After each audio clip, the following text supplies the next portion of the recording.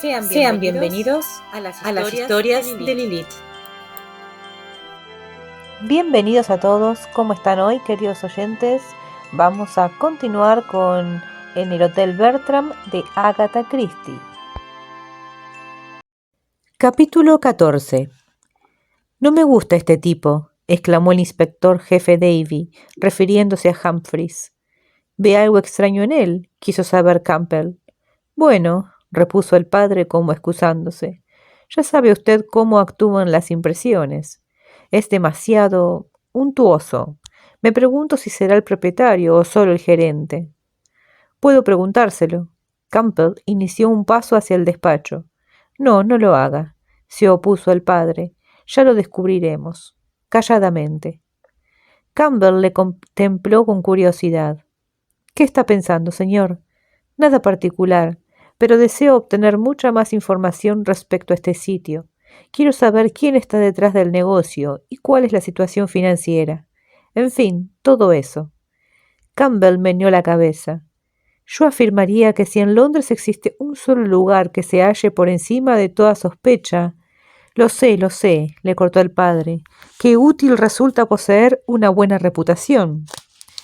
Campbell volvió a menear la cabeza y se marchó. El padre fue en busca del saloncito de fumar. El general Radley se hallaba en efecto dormitando. The Times se había deslizado de sus rodillas y yacía en el suelo, entreabierto. El padre lo recogió, reunió las hojas y tocando al general en un hombro, se lo entregó. Gracias, caballero. Muy amable, gruñó el anciano general. ¿El general Radley? Sí. Discúlpeme, general, dijo el padre elevando el tono de voz, pero quisiera hablar con usted del canónigo Pennyfather. ¿Cómo dice? El general se acercó una mano al pabellón auditivo. ¡El canónigo Pennyfather!, gritó el padre. Mi padre murió hace años. ¡El canónigo Pennyfather!, repitió el detective desgañitándose. ¡Ah! Ese buen canónigo. Sí, le vi el otro día. Se alojaba aquí. Tenía que darme una dirección. Me dijo que se la dejaría a usted. Tuvo que repetir la frase 3 veces antes de que los oídos del general la captasen. No me dio ninguna dirección. Tal vez me confundió con otro. Es un poco despistado. Siempre lo ha sido. Un sabio, ¿entiende? Todos lo son. El padre siguió vociferando un buen rato, pero al fin decidió que la conversación con el general Radley resultaba imposible y se despidió de él. Salió al pasillo y se dirigió al salón, dejándose caer en una mesa contigua a la ocupada por Miss Marple. «¿Té, señor?» El padre levantó la mirada. Quedóse impresionado, como le ocurría a todo el mundo por la personalidad de Henry. Pese a su mole, parecía en realidad un trasunto de Ariel que pudiera materializarse y desvanecerse a voluntad. Davy le pidió un té. «Creo que tienen pestiños, ¿verdad?», preguntó. Henry sonrió con benignidad. «Sí, señor, y me atrevo a decir que son excelentes. A todo el mundo le gustan. Le servirán pestiños, señor. ¿Té indio o chino?» «Indio, y si es posible, de Ceilán». «Naturalmente, señor, de Ceilán». Henry apenas hizo un gesto con el dedo y el jovencito pálido que se hallaba al fondo partió en busca de los pestiños y el té de Ceilán. «Sí, se ve que eres alguien», pensó el padre. «¿Dónde demonios te habrán encontrado y cuánto te pagarán? Supongo que un buen fajo». Contempló cómo Henry se inclinaba reverentemente hacia una anciana dama. Se preguntó qué estaría pensando Henry, si es que pensaba alguna vez, con respecto al padre. Se dijo luego que aquel mayordomo o maitre, o lo que fuese, concordaba perfectamente con el hotel. Podía haber sido un respetable granjero o un par del reino, con cierta semejanza a un corredor de apuestas. El padre conocía a 2 pares del reino con el mismo aspecto. Sí, volvió a pensar, se ve que eres alguien. Llegaron el té y los pestiños. El padre empezó a comer con cierta glotonería. La mantequilla comenzó a resbalarle por la barbilla. Se la empujó con un enorme pañuelo. Se bebió 2 tazones de té con mucho azúcar. Luego se inclinó hacia adelante y empezó a conversar con la dama que estaba haciendo labor de punto. «Discúlpeme», dijo, «pero creo que usted es Miss Marple, ¿verdad?» Miss Marple trasladó la mirada de su labor al inspector jefe David. «Sí», dijo, «soy Miss Marple. Supongo que no le importaría que charle un poco con usted. En realidad, soy oficial de policía». ¿De veras? No habrá ocurrido nada aquí, ¿verdad? El padre se apresuró a tranquilizarla de manera paternal. No, no se preocupe, Miss Marple. No es lo que usted piensa. Nada de robos o algo por el estilo. Solo una pequeña dificultad con un clérigo despistado. Eso es todo. Tengo entendido que es amigo suyo, el canónigo Pennyfather. Oh, el canónigo Pennyfather. Estuvo aquí el otro día. Sí, hace varios años que le conozco. Como usted ha dicho, es un poco despistado. Añadió con interés. ¿Qué ha hecho ahora? Bueno, por decirlo de alguna manera, se ha extraviado. Oh, pobre, se compadeció Miss Marple. ¿Dónde debería estar? De vuelta en su catedral, pero no es así. Me dijo, explicó Miss Marple, que iba a asistir a una conferencia de Lucerna, algo relacionado con los papiros del Mar Muerto, creo. Es una gran autoridad en las lenguas hebreas y aramea. Sí, tiene razón. Ahí es donde tenía que ir. ¿Quiere decir que no fue? Exactamente, declaró el padre. No fue. Seguramente se confundió de fecha, observó Miss Marple. Muy probable, muy probable.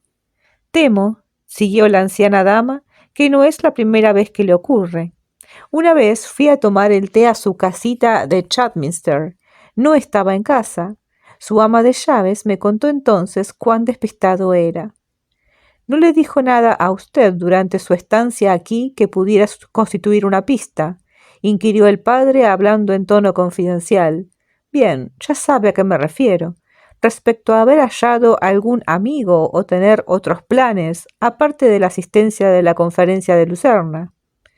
Oh, no, solo mencionó la conferencia. Creo que tuvo lugar el 19, ¿no es así? Sí, esa es la fecha de la conferencia. No me di cuenta de nada particular. Quiero decir, como la mayoría de las ancianas damas, Miss Marple se mostró un tanto confusa. Que pensé que dijo el 19, y en realidad pudo decirme el 19, pero al mismo tiempo haber dicho el 19 cuando pretendía decir el 20. Bien, pudo pensar que el 20 era el 19 o al revés. Pues, dijo el padre ligeramente aturullado, no sé expresarme, reconoció Miss Marple, pero quiero decir que la gente como el canónigo Pennyfather, si dicen que van a ir a cualquier parte el jueves, hay que estar preparado para descubrir que no han querido decir el jueves, sino el miércoles o el viernes. Usualmente suelen darse cuenta a tiempo, pero a veces no, y pienso que esta vez puede haber ocurrido algo así.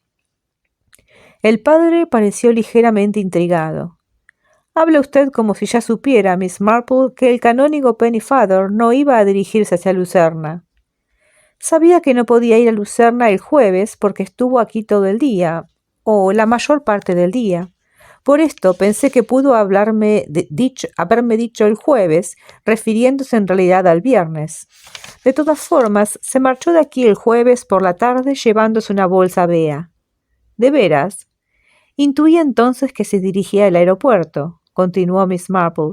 Por eso me sorprendí al verle regresar. ¿Cómo ha dicho? ¿Regresar?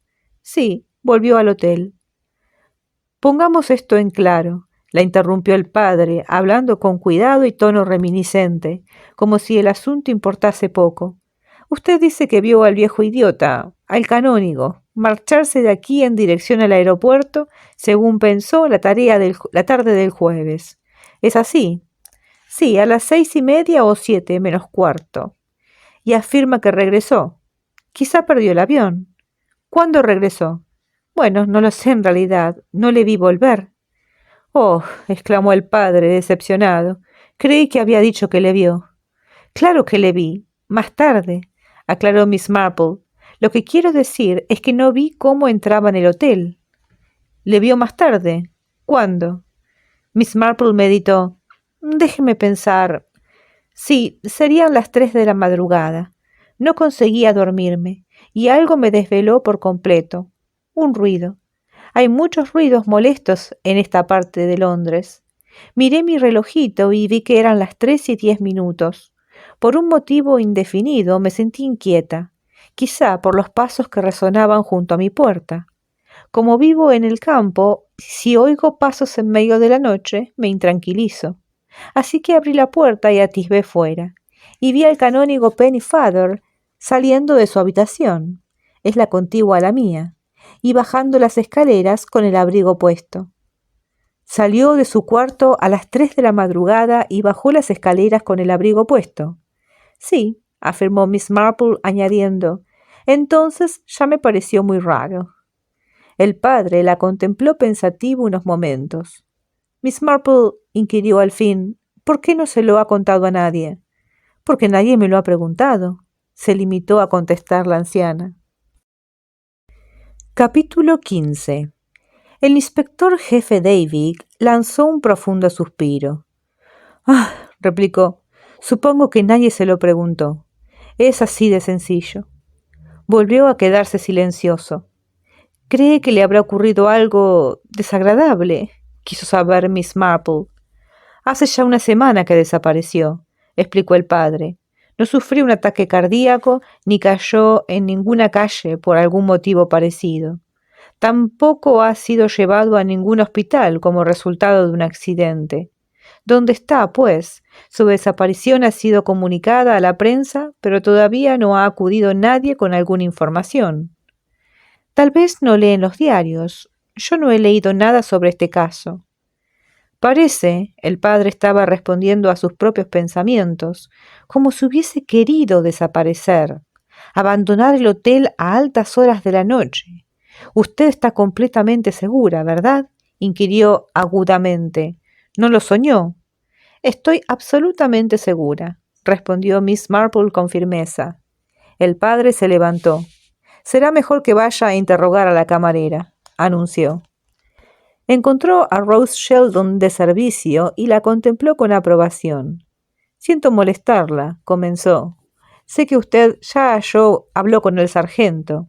Bien, se trata, como ya supondrá, de la desaparición del canónigo Pennefather». «Oh, sí, señor, un caballero muy simpático. Suele venir a menudo». «Muy despistado», sugirió el padre. Rose Sheldon se permitió una sonrisa que alegró su pétrea expresión. «Bueno», el padre pretendió consultar unas notas. «La última vez que vio usted al canónigo Pennefather fue...» «El jueves por la mañana, señor, el jueves, día 19. Me dijo que no volvería aquella noche, ni posiblemente a la siguiente. Se iba a Ginebra, creo. Bueno, a algún sitio de Suiza. Me dio 2 camisas para lavar, rogándome que estuvieran listas por la mañana del otro día». «¿Y fue esa la última vez que usted le vio?» «Sí, señor. Como ve, no estoy de servicio por la tarde. Entro a las 6. A aquella hora ya debió haberse marchado o estaría abajo en el salón, pero no en su habitación.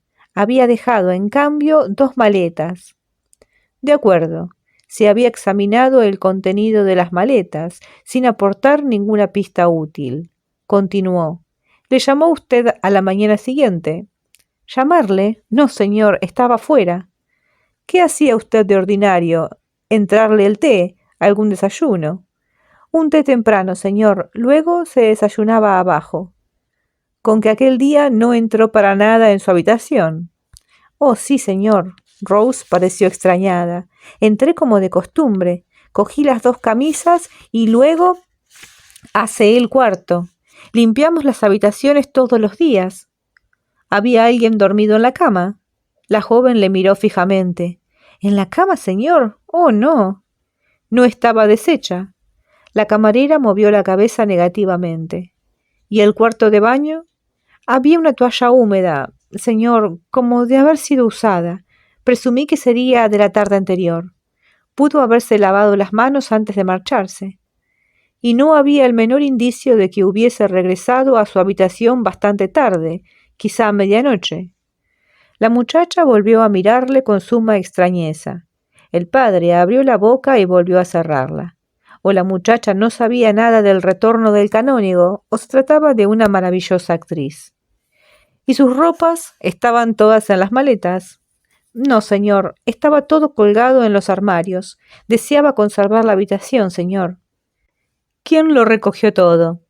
La señorita Gorringe dio las órdenes, señor, cuando necesitamos la habitación para la dama que la tenía reservada a continuación. Un relato muy coherente, pero si la anciana dama de la labor de punto había visto de veras al canónigo Pennyfather salir de su dormitorio a las 3 de la madrugada del viernes, era obvio que en algún momento tuvo que volver al hotel. Nadie parecía haberle visto entrar. Había por algún motivo evitado deliberadamente ser visto. En su habitación no había dejado el menor rastro, ni siquiera se había tendido en la cama. Habría estado soñando Miss Marple.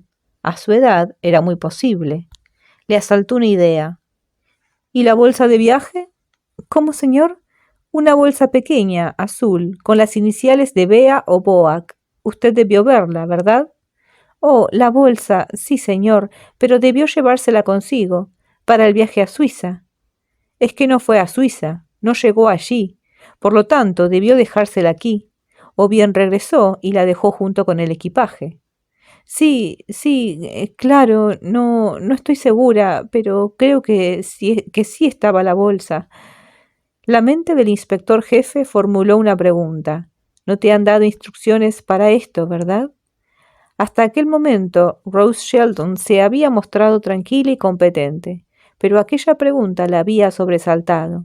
No conocía la respuesta adecuada, y debía conocerla. El canónigo se había llevado la bolsa al aeropuerto y había regresado desde allá. Si había vuelto al Bertram, debió llevar la bolsa consigo. Pero Miss Marple no había mencionado bolsa alguna al describir al canónigo dejando su dormitorio y bajar las escaleras con un abrigo puesto. Seguramente habría dejado la bolsa en la habitación, aunque la misma no había sido apartada junto con el resto del equipaje. ¿Por qué no? Porque te suponías que el canónigo se había marchado a Suiza. Le dio las gracias a Rose por su amabilidad y bajó al salón. El canónigo Pennyfather, un buen enigma el canónigo Pennyfather. Había hablado mucho de ir a Suiza, había embrollado las cosas para no ir, habría regresado al hotel con tanto sigilo que nadie le había visto, y había vuelto a marcharse a la madrugada. ¿A dónde y para qué? ¿Podía todo ello deberse a un clásico despiste? De lo contrario, ¿por qué no había aparecido el canónigo Pennyfather? Y aún más importante, ¿dónde se hallaba? El padre arrojó una mirada apreciativa a los demás ocupantes del salón y se preguntó si todos eran lo que aparentaban ser. Había llegado a pensar tales imbecilidades. Todos eran personas ancianas, o al menos maduras. No había ningún joven, gente agradable y anticuada, muy respetable. Militares, abogados, clérigos. Un matrimonio americano cerca de la puerta, otro francés junto a la chimenea. Nadie detonante, nadie fuera de lugar, y la mayor parte gozando del té inglés de la tarde.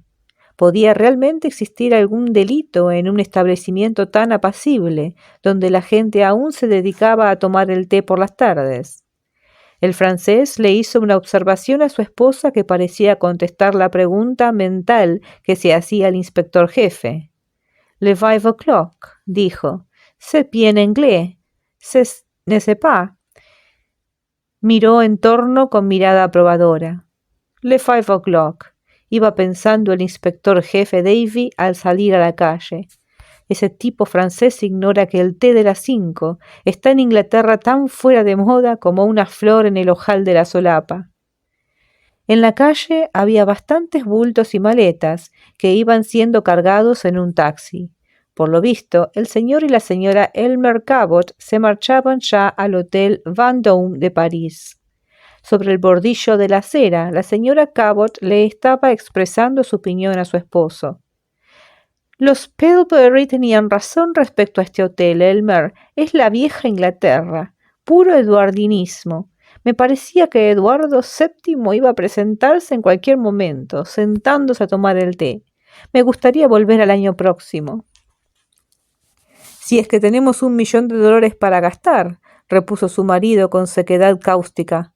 Bueno, Elmer, no ha sido tan caro. El equipaje estaba ya cargado y el portero murmuró un gracias señor a Elmer Cabot cuando éste le tendió unas monedas de propina. El taxi se alejó. El portero trasladó su atención al padre. —¿Taxi, señor? El padre le miró.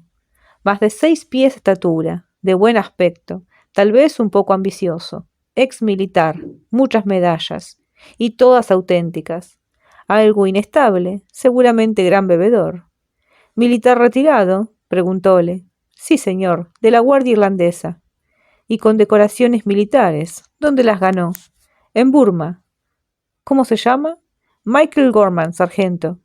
—¿Le gusta este empleo? Es un lugar tranquilo. ¿No preferiría el Hilton? —No, me gusta estar aquí. Hay buenos clientes y muchos aficionados a las carreras de caballos, de Ascot y Newbury. De cuando en cuando consigo algún buen pronóstico. —Con qué irlandés y jugador, ¿eh? Bueno, ¿qué sería la existencia sin el juego? —Apacible y aburrida —confesó el inspector jefe—, como la mía. —¿De veras, señor? ¿Adivina cuál es mi profesión? El irlandés sonrió. —Sin ofenderle, señor, yo diría que es usted un polizonte. —Acertó a la primera —reconoció el inspector jefe Davy. —¿Recuerda al canónigo Pennyfather? —No recuerdo ese nombre, señor. —Un clérigo anciano. Michael Gorman se echó a reír. —¡Ja, señor! Aquí vienen más clérigos que garbanzos en un buen potaje. —El que desapareció. —Ah, ese. El portero pareció algo desconcertado. —¿Le conocía? No le recordaría si no me hubiesen hecho varias preguntas sobre él. Todo lo que sé es que le busqué un taxi y se largó al Ateneo Club. Fue la última vez que le vi. Alguien me dijo que se había ido a Suiza, pero sé que no llegó allí. Al parecer se extravió. ¿No le vio más tarde aquel mismo día? ¿Más tarde? No. ¿A qué hora sale usted de servicio? A las 11:30. El inspector jefe asintió, rehusó un taxi y se alejó lentamente Bond Street abajo. Un coche le pasó rozando con gran estrépito y paró delante del Hotel Bertram con un fuerte gruñido de los frenos. El inspector jefe Davy volvió la cabeza y anotó el número de matrícula, FAN 2266. Este número le recordaba algo, aunque por el momento no consiguió localizarlo. Despacio comenzó a retroceder. Apenas había llegado a la entrada del hotel cuando el conductor del coche, que ya había penetrado en el mismo, volvió a salir. El conductor y el coche parecían complementarse. Era un modelo de carreras, blanco y de esbeltas líneas. El joven poseía una expresión tan ávida como un galgo y un rostro igual de afilado, y un cuerpo sin una sola onza de grasa superflua. El portero sostuvo la portezuela del coche. El joven salió al interior, le arrojó una moneda al otro y arrancó con un poderoso rugido del motor. —¿Sabe quién es? —le preguntó Michael Gorman al padre. —Ladislaus Malinowski. Ganó el Gran Premio hace 2 años. Fue campeón del mundo. Creo que el año pasado sufrió un accidente, pero dicen que ya se ha recuperado.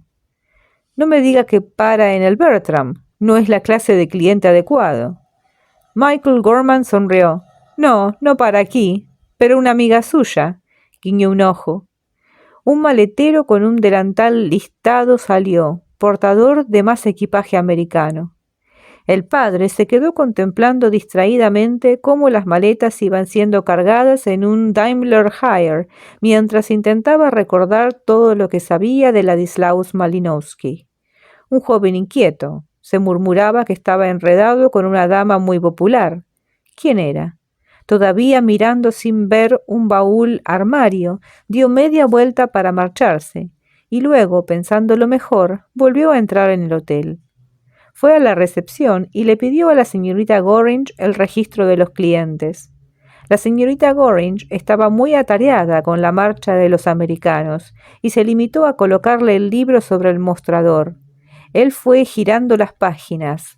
Lady Selina, Hazy, Little Cottage, Merrifield, Hunt, señores y señoras Hennessy King, Elderly Berries, Essex, Sir John Woodstock, 5 Beaumont Crescent, Cheltenham, Lady Sedgwick, Helstinghouse, Northumberland, señor y señora Elmer Cabot, Connecticut, General Radley, 14 de Green Chichester, señor y señora Woolmer Pickington, Marblehead, Connecticut, Condesa de Beauville, Les Sapins, Saint-Germain-en-Laye, Miss Jane Maple, St. Mary Mead, Much Benham, Coronel Luscombe, Little Green, Suffolk, señora Carpenter, la honorable Elvira Blake, canónigo Pennyfather, The Close Chadminster, señora Holding, señorita Holding, señorita Audrey Holding,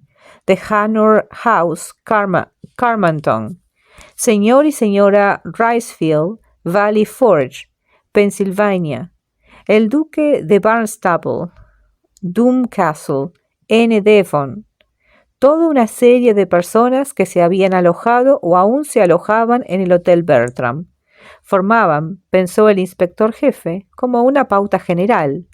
Mientras cerraba el libro, un nombre fue captado por su mirada: Sir William Ludgrove. El juez Ludgrove, que había sido reconocido por un oficial de probación cerca del lugar del atraco a un banco. El juez Ludgrove, el canónigo Pennyfather, ambos clientes del Hotel Bertram. Espero que le haya gustado nuestro té, caballero. Henry se hallaba a su lado. Hablaba cortésmente, con la ligera nota de ansiedad del perfecto anfitrión. El mejor que he tomado en varios años, contestó el padre. Recordó que no lo había abonado. Intentó hacerlo, pero Henry levantó una mano autoritaria. Oh, no, señor. Su té fue una invitación de la casa. Orden del señor Humphreys. Henry se alejó. El padre no supo si debía haberle ofrecido o no una propina. Seguro que Henry conocía sobradamente la respuesta a aquel problema social. En tanto iba calle abajo, el padre se paró en seco. Sacó su agenda y anotó un nombre y unas señas. No había tiempo que perder. Entró en una cabina telefónica. Iba a jugárselo todo a cara o cruz. Sí, iba a jugárselo todo a un presentimiento. Fin del capítulo. Y bueno, ya la historia se empieza a poner picante. ¿Qué está sucediendo? Este detective David presiente algo, sabe algo y no nos lo dice, pero lo podemos sentir en su actitud. ¿Qué está escondido en este hotel? Bueno, para descubrirlo tendremos que seguir leyendo las páginas de este espectacular libro. Los espero entonces mañana para hacerlo. No se olviden de suscribirse, dejar likes y comentar, y nos vemos mañana.